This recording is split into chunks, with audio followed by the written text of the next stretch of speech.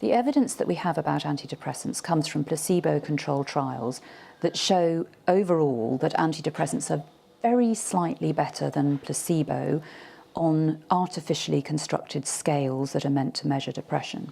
The trouble is these trials are not comparing like with like. Because antidepressants are psychoactive drugs, they make people feel different, they affect people's emotions, they affect people's thoughts. So they will produce different results from placebo without necessarily having any impact on someone's depression. And these effects that they have, these psychoactive effects, have not been taken into account in the placebo-controlled trials.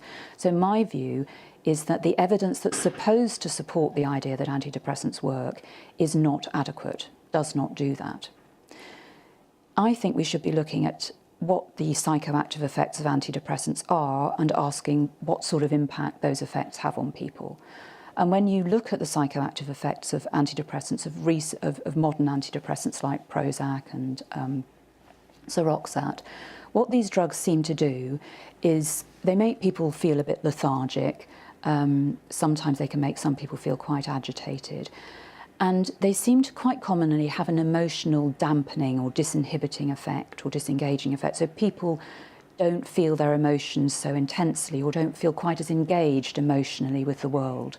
And that, of course, might make people feel a bit less depressed, but it also has lots of negative consequences for how people interact with other people in their lives, how people respond to the environment, what sort of risks people take.